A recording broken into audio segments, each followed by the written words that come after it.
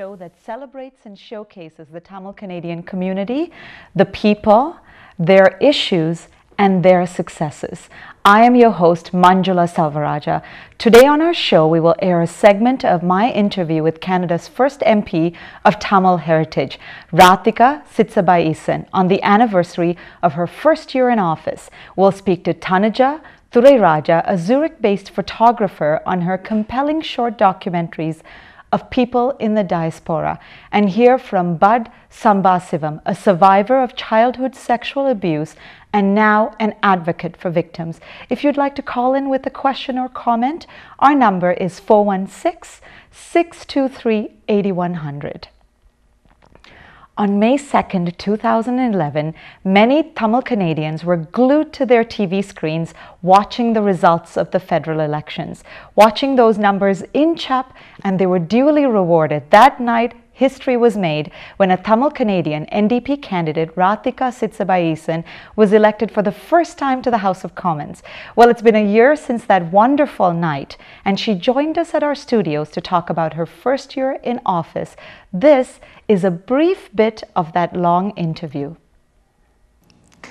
So before we get into this topic about the nitty-gritty of politics, which I love, is there any advice that you have for young men and women who maybe, thinking about forging a career in politics like you have?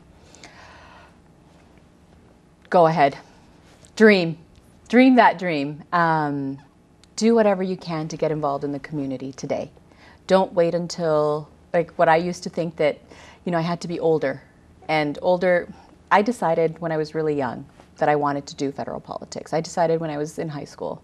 When I was 14, I decided I wanted to be a politician at federal level, not any other level, only federal level. And I thought I had to be 40 before I could do anything. So I just stayed active in the community. And you know what? That is my strength, is the connection on the ground with the people and organizing on the community. So anybody who wants to get involved in politics, for me, politics is community building. Mm-hmm. So get involved in the community today, and dream that it's possible. Because if I can do it, an immigrant who comes from a war-torn country to Canada as a 5-year-old child, scared of this new place she's in, anybody can do it. Fine words. Look at that. That should be a quote in a book. It really should. So let's get into politics now. Talk about what you've done for your constituents. Well, it starts with providing a fresh new face, providing a voice of change after 23 years of the same member of parliament for the community. Like I mentioned earlier, those community forums on talking in the community about immigration, seniors, pensions, jobs, joblessness, education, environment, the Rouge National Park, all of these things we're talking on the community level, but also providing an active voice in the Parliament on behalf of the residents of Scarborough Rouge River. I've had the opportunity to be able to participate in debates. Like not necessarily every debate I wanted to participate in because of all of the time allocation that the government has forced on us. Mm-hmm. But I've had the opportunity to participate in debates on the Budget Implementation Act, talking about jobs, the need for access to education, investment in education, investment in our youth, the human rights violations, or the dark phase of Canadian history when we rejected the people who came here on the Komagata Maru.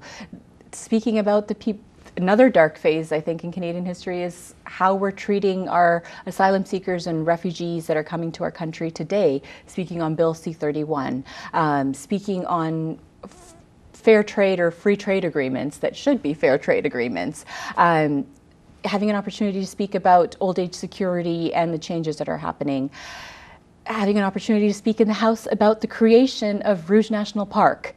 Mm-hmm. It's been a very varied debate that I've been able to participate in the House of Commons. And what I'm hearing back from my constituents, because I send out frequent newsletters into the community and want people to write to me, and I get at least 100 to 300 responses back every time I send something out.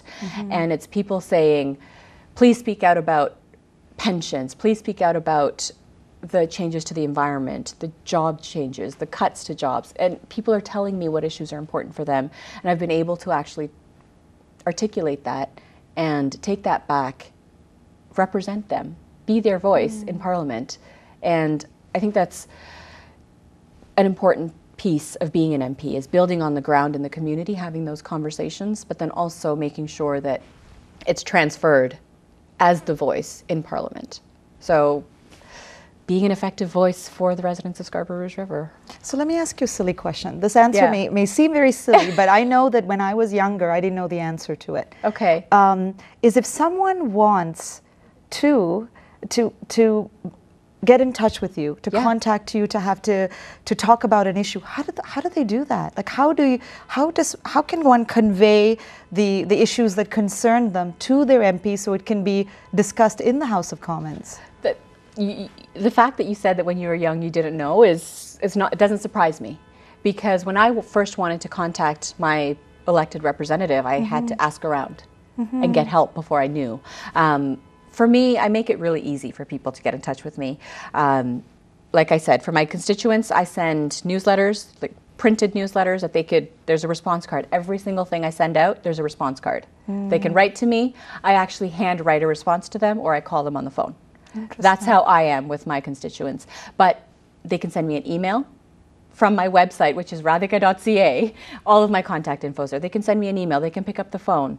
They can walk into the office, but my office is very, very busy in the sense of a lot of people coming into it.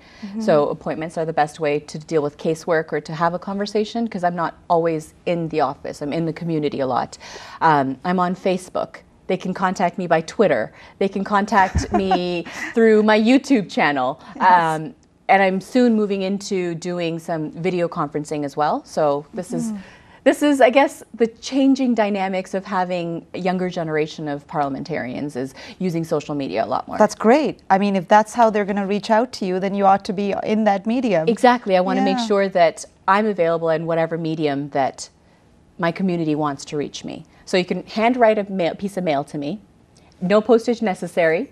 Just write Rathika Sitsabaiesan, Member of Parliament, House of Commons. Throw it in the mail. And your rant or compliment comes to you. A rant or compliment, it comes to me. And it gets read and responded to. You can send an email, any type of electronic communication, really. You can send a fax to my office too, if anybody still has a fax machine. Well, there you go. And you're going to be getting a lot after this question. And this is about, we're going to talk about the budget bill now. Okay. I know that the House of Commons is immersed in a debate about the omnibus budget bill. Let me know, I'm curious to know what the NDP stance is on this. We do not like the fact that the budget bill is over a budget implementation act is over 400 pages long. I wish you told me you were going to talk about the budget. I would have brought a copy of it. It's about this thick. The Minister of Finance presented it and then is ready to pass it. They present it and then they move time allocation.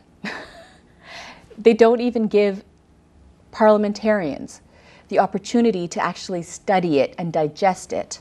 And is the concern that the NDP has just the actual size of it, or what are some of the issues with the, I mean, there's more than the size. Okay. The size of it, the fact that there are over 70 laws, 70 different laws are being changed through this Budget Implementation Act.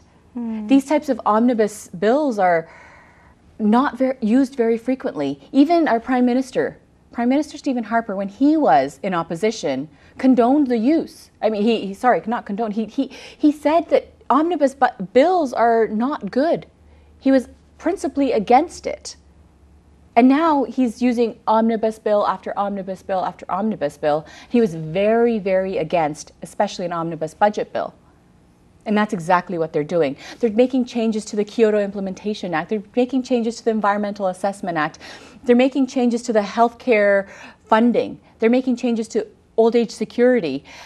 If I remember the number correctly, it's $31 billion of federal to provincial transfers for healthcare is being changed. The old age security, the eligibility age is being increased from 65 to 67. This is in a Budget Implementation Act.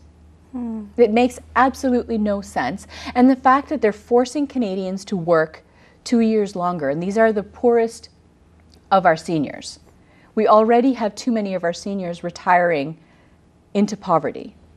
And now we're telling them that they need to work 2 more years before they qualify to retire, before they qualify for old age security. Yeah, I've heard you speak in the House of Commons on this. Yeah. I have spoken in the House of Commons about this. Yeah. And it just doesn't make sense. Explain to our audience what you mean by omnibus, because this is a very commonly political term. Again, Yes. one that I didn't Yes. know when I was much younger, before I cared about politics. It's parliamentese, and And there's a lot of that. there is, and I try to not use parliamentese, but you're right. Thank you for pointing that out. I mean, an omnibus bill is basically it's like making a stew. Okay. You throw some peas, Everything you in throw the some kitchen. beans, you throw some meat, you throw everything in your pantry into it and call it one thing.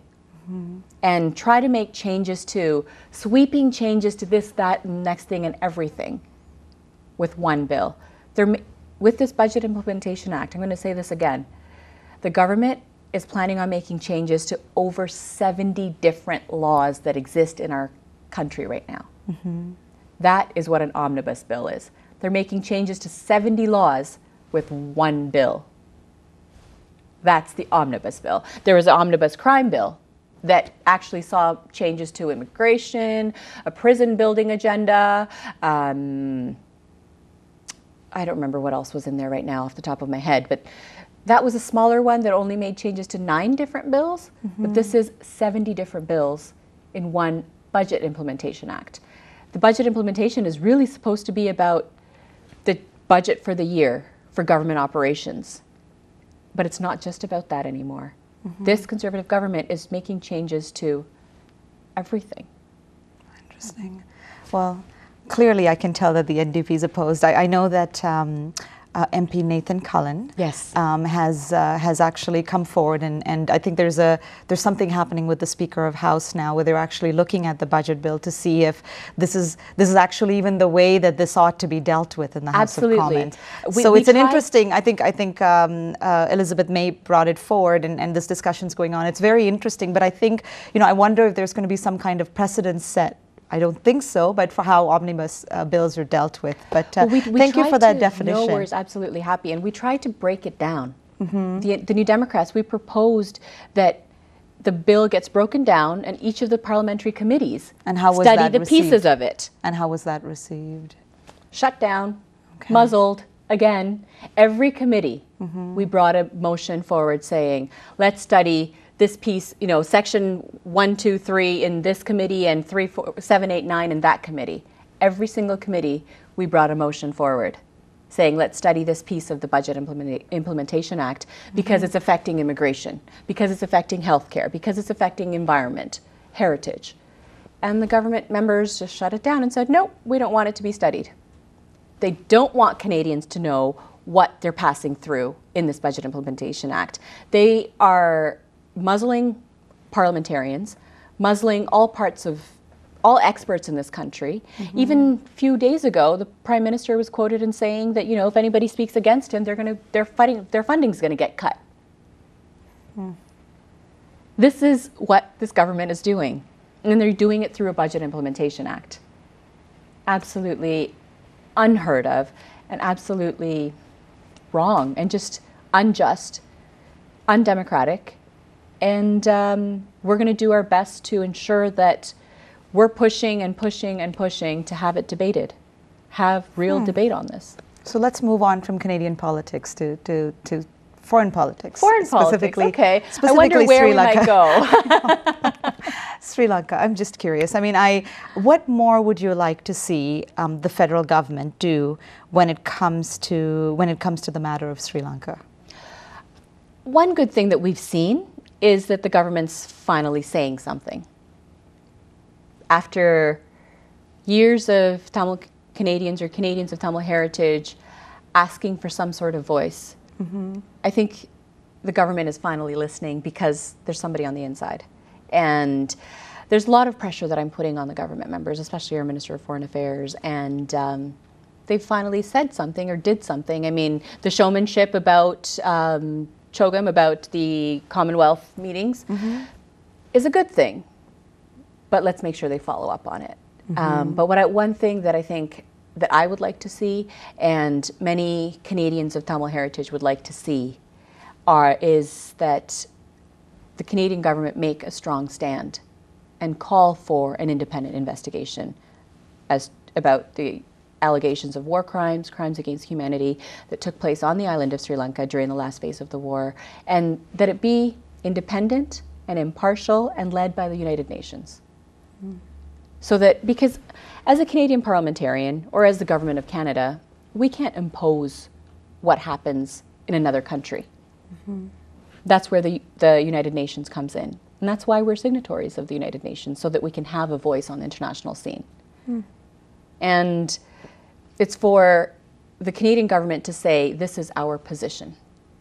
And I think when the Canadian government does that, is when we know that they're actually listening to Canadians of Tamil descent. Because I get hundreds upon hundreds, I might even reach more than thousands of signatures on a petition that's calling just for that. And they're coming into my office on a weekly basis. I get sheets after sheets of petitions, but we need more, so that the government knows that there's this many thousands or hundreds of thousands or tens of thousands of people who want this. So it's up to members in the community, not just Tamil Canadians, because calling for justice and human rights and equality is a universal. Well, it's a universal and especially issue. A Canadian value. At least that's how, I understand. That's what I understand from a very young age. I understand to be a Canadian ideal. So, so what's a message, a final message? That's my final question to you. Okay. For our audience on this, this might be not be the very day, but now that you're around the first anniversary of your time in office, what's the message you have for our audience? It's just go ahead and dream.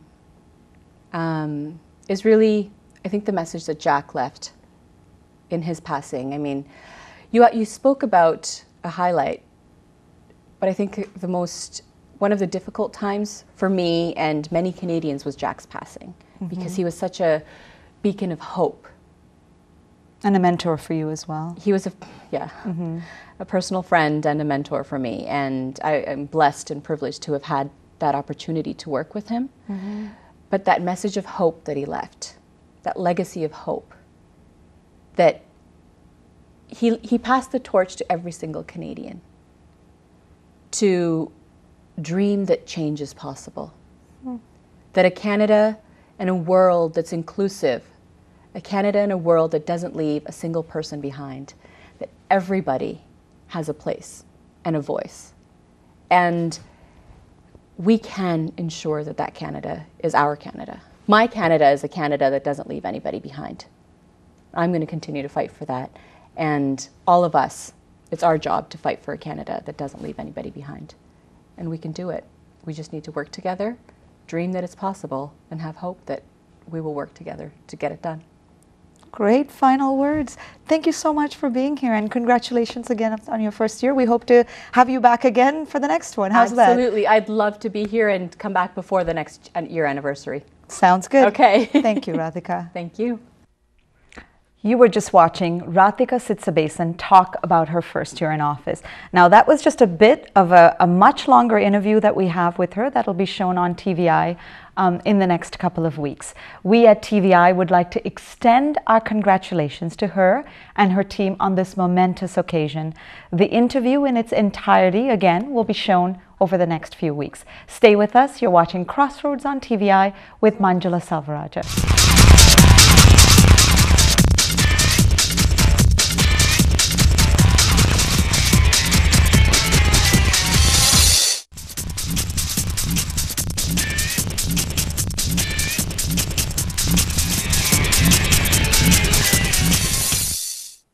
Welcome back to Crossroads on TVI with Manjula Salvaraja. Project Belonging is a collection of very compelling montages, short documentaries relating the stories of migrants from Sri Lanka living in Zurich. In this Project Belonging piece we're about to see, we meet Ponnuthurai Yogaraja from Trincomalee, Sri Lanka, who's grieving the loss of his children. Here it is. 75ஆம் ஆண்டு மூத்த மகன் பிறந்தது. பிறகு 78, பிறகு 81, பிறகு 85, பிறகு 89. எனக்கு இப்போ ஒரு மகனும் 2 மகளும் இருக்கு.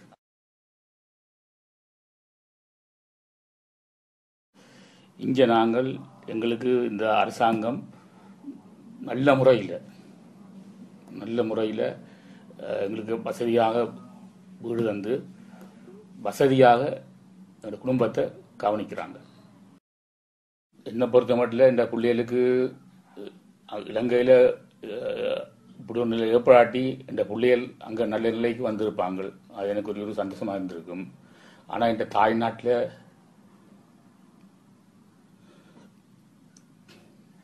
எனக்கு அப்படி ஒரு வாழ்றதுக்கு கொடுத்து வைக்கல. காரணம் என்னட்டா அரசியல். நான் இந்த ஒரு அரசியல்வாதியும் இல்லை, இந்த ஒரு இனவாதியும் இல்லை. நான் முன்னிலும் மக்களோடைய சந்தோஷமாத்தான் இலங்கையில் பார்த்தார். ஆனால் எனக்கு இப்படி ஒரு நிலை ஏற்பட்டது சரியான பரவத்து பாருங்க. இந்த கவலையை இந்த காலத்தையும் தீர்த்து கொள்ள இல்லாது. எனக்கு ஒரு ஆசை இருக்குன்னா, எனக்கு நடந்த நிலப்பாடு மாதிரி எந்த ஒரு மனிதனுக்கும் ஏற்படக்கூடாது. Tanja Thuriraja is one of the creators of Project Belonging and of that piece that we just saw. She's a photographer, writer, and a master's student in peace and conflict transformation at the University of Basel. She joins us on Skype today from Switzerland. Welcome to the show, Tanja. So thank you for coming on, Tanja. So we just saw a piece that Project Belonging you had created called The Grieving Father. Can you tell us a little bit about Mr. Yogaraja and this piece itself? Yeah, this was actually the first interview for our first photo montage. So we had got to know about Mr. Yogaraja, who was living in Switzerland through our contacts in Sri Lanka. And we met him way before we got the idea of this project. So it was easy to start with him in a sense. But when we went to do the photo montage interviews, we were thinking of doing something about his life here and not really talking about 2 incidents that left a very deep mark in his life as well as the lives of his family members. I think the 2 incidents that I'm referring to are quite famous cases in relation to the Sri Lankan conflict. One is the killing of the 5 students in Trincomalee, and the other is the ACF aid worker massacre that took place in August 2006. So these 2 incidents took place in the same year, and Mr. Yogaraja lost 2 of his sons in these 2 incidents, which really left. I mean, when we started talking to him, he could not really go beyond the grief. So that kind of set the pace to the whole montage.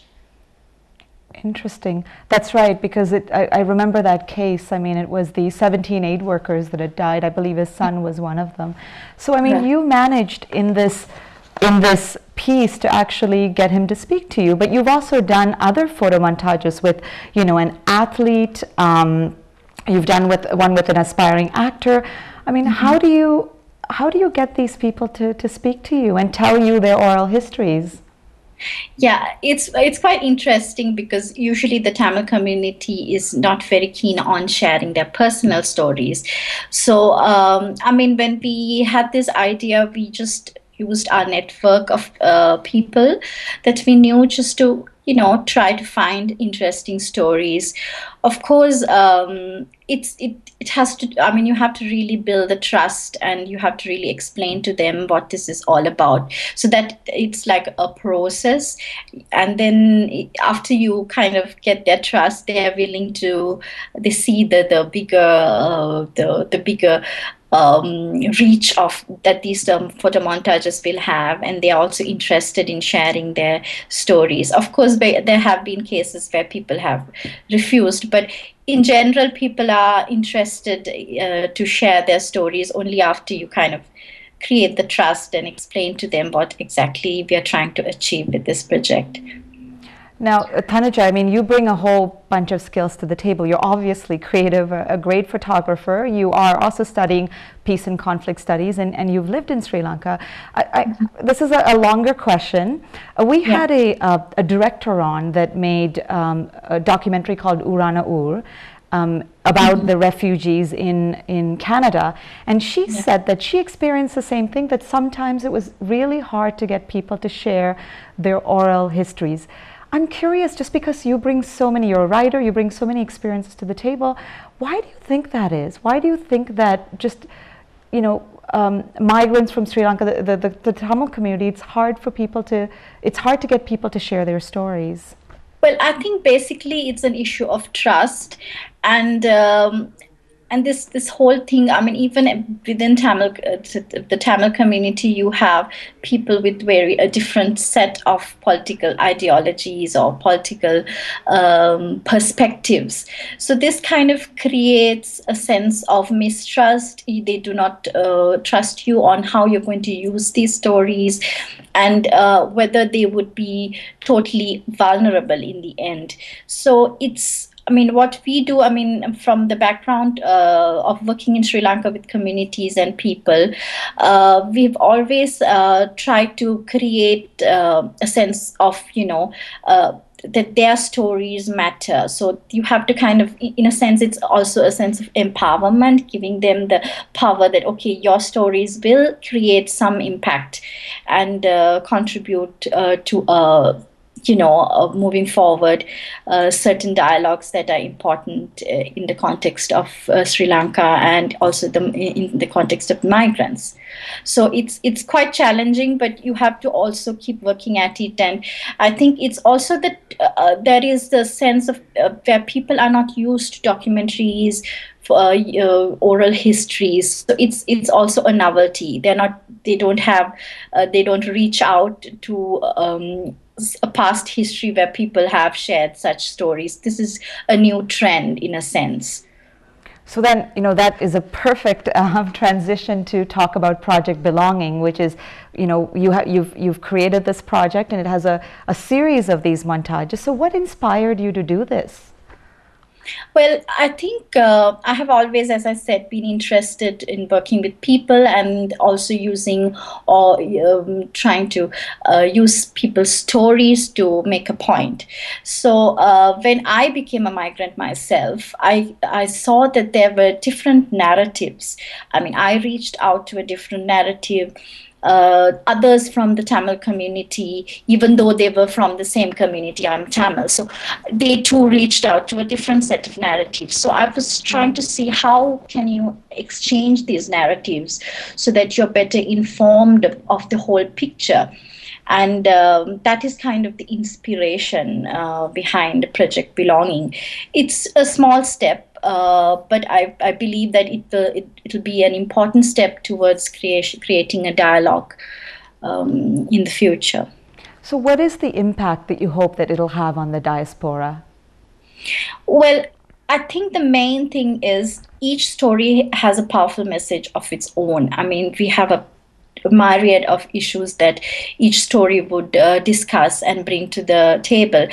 But in a sense, what I want this project to do is to highlight or to broaden our understanding of our own biases, of our own beliefs, the biases of our own beliefs, so that we can open up to this dialogue, to this process of dialogue that is so important, I think, to not only, I mean, even if it's even beyond different ethnic communities, even within our community, we need to be able to open ourselves up for more dialogue, and understanding that each belief and each narrative has a bias of its own is a first step towards this.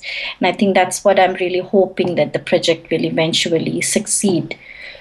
So I'm also curious, I mean, I know that the situation in Switzerland, I mean, I can't speak to that, it may be a little bit muted, but I know that in other places in the EU, you do have certain areas of the EU where there is a backlash against migrants.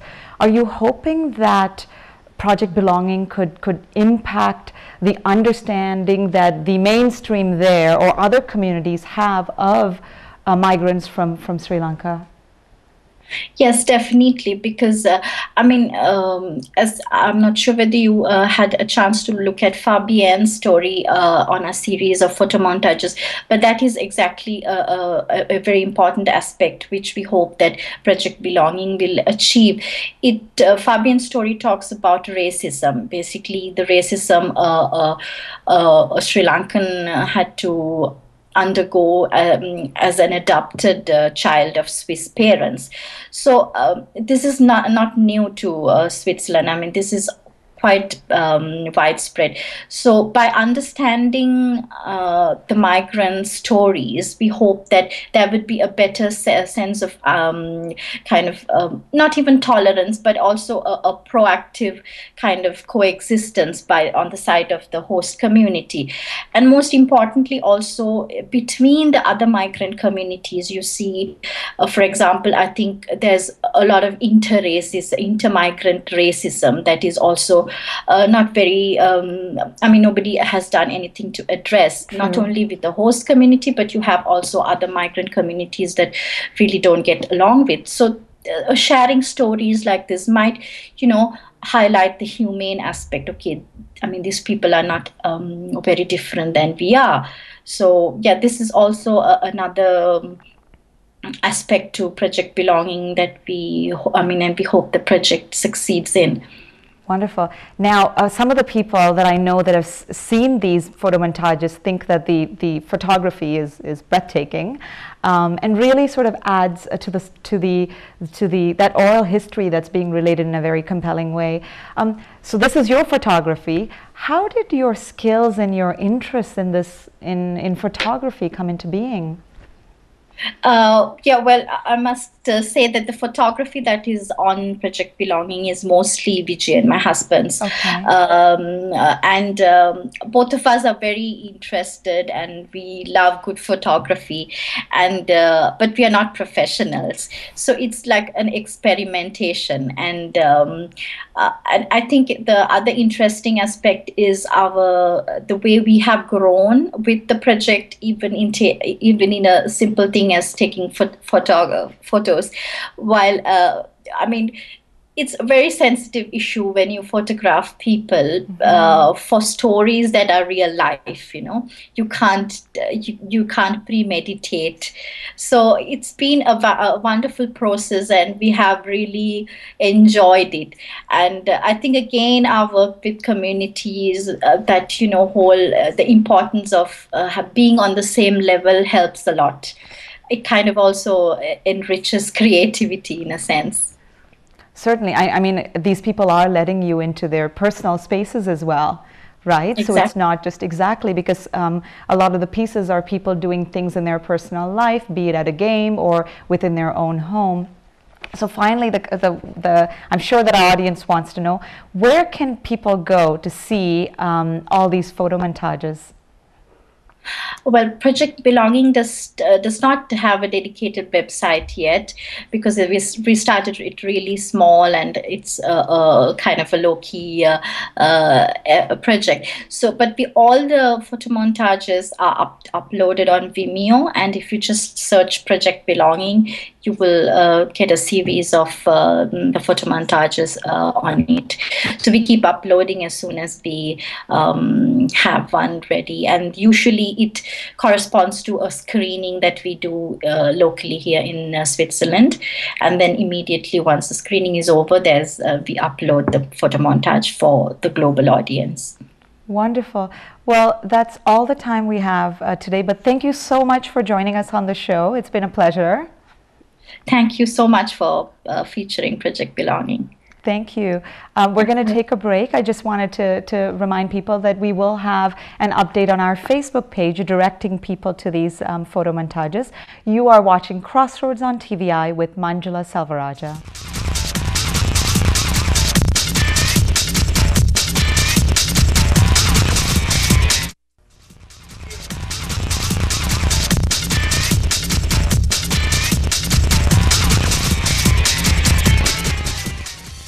Welcome back to Crossroads on TVI with Manjula Selvarajah. Bud Sambasivam is a master's candidate at Harvard University's John F. Kennedy School of Government. A recent article he wrote could not have had a more eye-catching title. The headline was, "Why Jailing My Sex Abuser Won't Help." As revealed in his article, he's a survivor of childhood sexual abuse. He joins us to talk about the struggles of the victims and his story. Welcome to the show. Thanks for having me. So perhaps you can start off by telling us sort of what happened in your childhood. Sure. From the ages of about 11 to 16 years old, I was trapped in childhood sexual abuse from a close family friend who's in the Tamil community.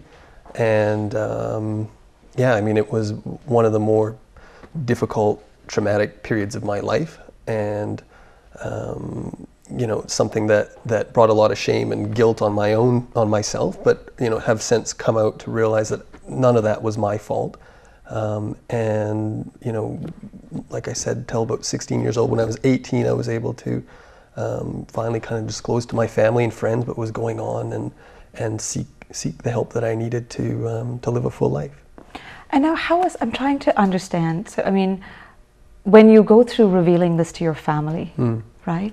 How difficult was that? Well, I mean, my perpetrator was well known to my family. I mean, he was an uncle in my community, and you know, that makes it that much more difficult because it's not like this is somebody that's on the street who, you know, came up and did something bad. It's like he's a part of the fabric of my community, right? So I think that makes it exceptionally more difficult because there's feelings of guilt and responsibility, you know, in my family. But at the end of the day, it's not their fault. It's only his fault, right?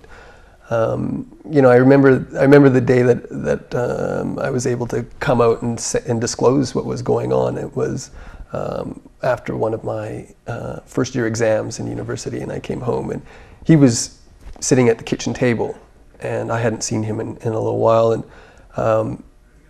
you know, the good mood that I had after writing that exam was immediately evaporated when I walked in the room and saw him there.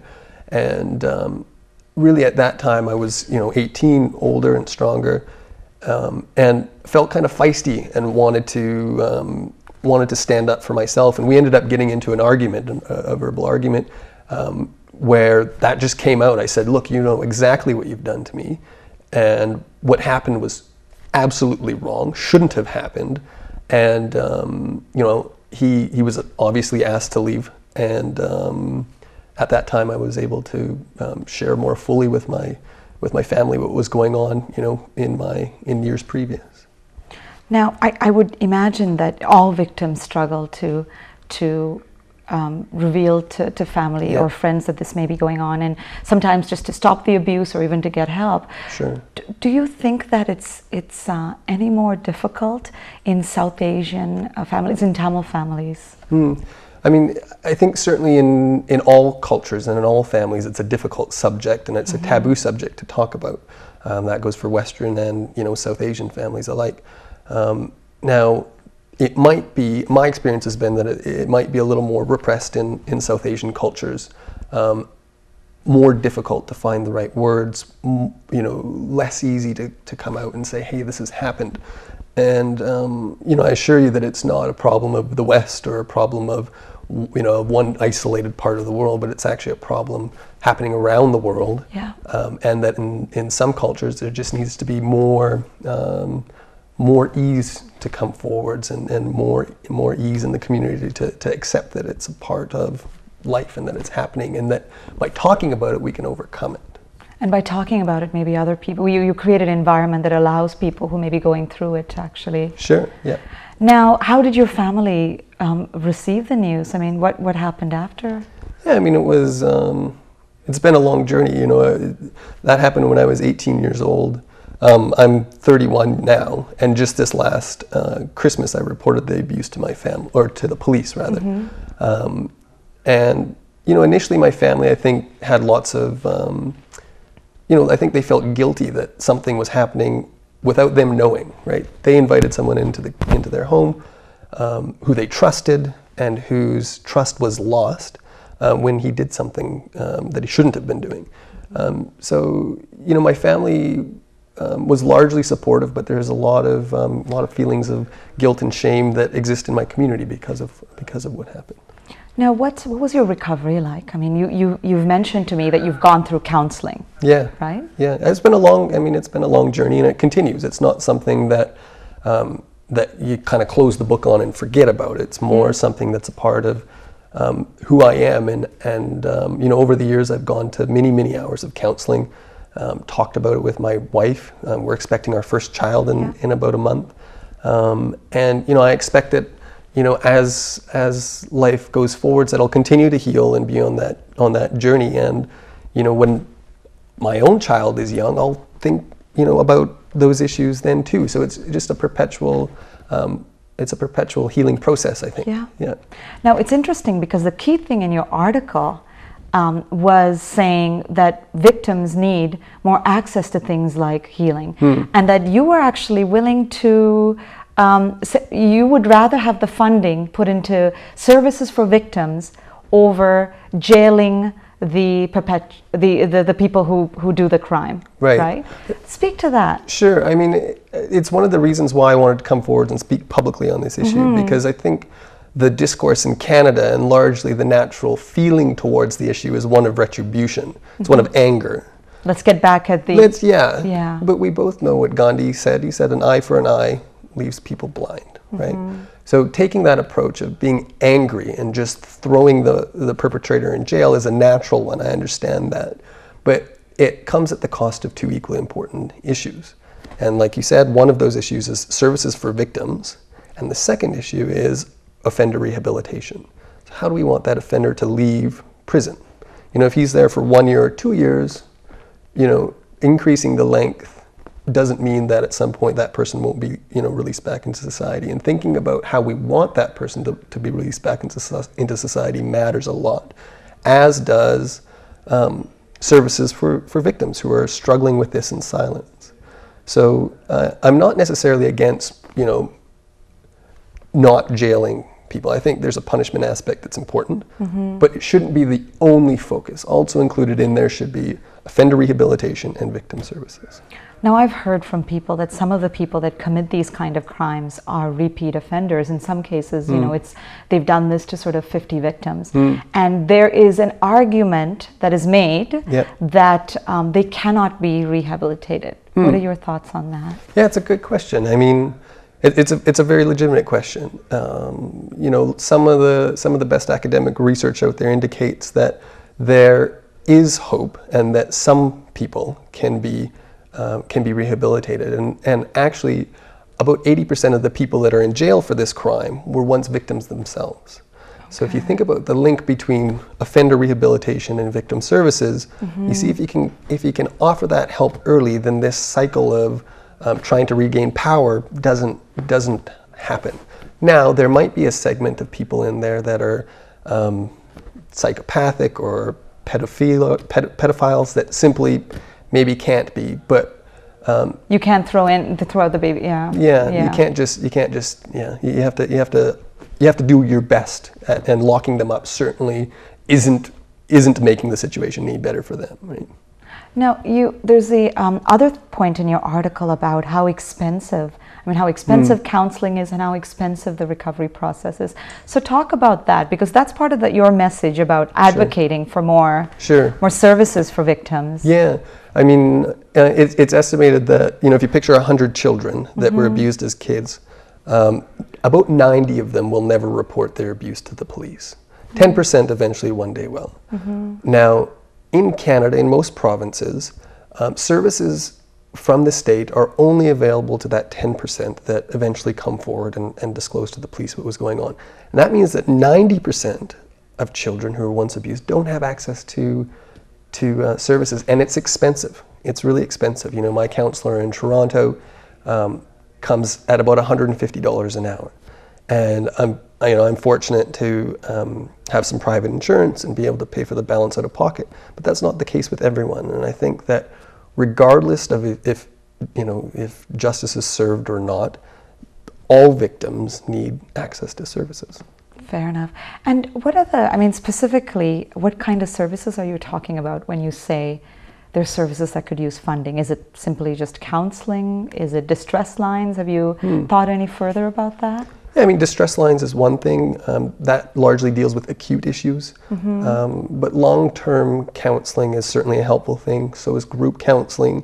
Even, you know, I remember being in high school and this being an issue that was dealt with for about 15 minutes in one of my lifestyles classes. But getting into the high schools, for example, and having just a safe space to come out. You know, as a younger person, I might have been able to come to a guidance counselor or something like that, but that wasn't as available as it should be. And it's getting better. I think today it's better than when I was in high school. But those kinds of education, awareness, ongoing services for victims are absolutely crucial. So there may just be people in our audience that either are or know of someone that has suffered abuse or may be going through it. Is there a message that you'd like to pass on to them? Yeah, I mean, to those people, you know, when I came out and said publicly this is something that had happened to me, about a dozen people in my immediate community came to me and said that had happened to them too. So if you can picture, you know, the average viewer watching the show right now, if I'm an average viewer, they probably know 10 or 15 people in their community, you know, who it's happened to, and they might not have disclosed that or come out and said that publicly, but just be aware that that's something that's happening around. And it's not something that's kind of isolated. It's something that's in all of our communities. And the second, you know, to the people who have been abused in the past, survivors, and I'd say that it gets easier. Talk about it. Approach your partner. Approach a family member, and you know, maybe give them a little bit of heads up. I know it can be a difficult subject. You know, just go with what feels right. But I can assure you that in my own experience, that while it's difficult, that coming out and talking about it only shifts the shame from you as a survivor to the person who needs to carry it, and that's the perpetrator. Okay, fair enough. Well, one last question, and this is more about the next phase of your life now. You are going to be a dad soon. Yeah. Your wife is expecting. How prepared are you for this? This is a big step. Yeah, it's a big step. I mean, having a child on the way is one of the reasons why I wanted to come out and do this now. You know, like, I'm 32, why didn't I do it previously? Well, I think the natural step for us having a child is to deal with this issue now, and it makes me a better dad, makes my community a safer and happier place. And, you know, I think coming and being prepared is a part of this process for me. And, you know, my wife and I are excited and happy. And I think we'll get there slowly and figure out how to be parents. Can you reveal if it's a girl or a boy? We're having a little girl. Okay, you know that there's like 5,000 shades of pink. Are you aware of that? I'm told. I know you're a mother of a little girl, so you're told. Yes, I have a little girl, and I'm just warning you. Consider yourself warned. But thank you so much for being here. Thanks for having me. It was lovely to have this conversation. I'm hoping that this kind of starts the discussions around people's tables about this. And I hope that people also look out to their friends and are willing to listen without judgment to their own. Yes, absolutely. To their own stories. Thank you. Thank you. Well, that wraps up our show for today. Thank you all for joining us. You've been watching Crossroads on TVI with Manjula Salvaraja. Have a wonderful week.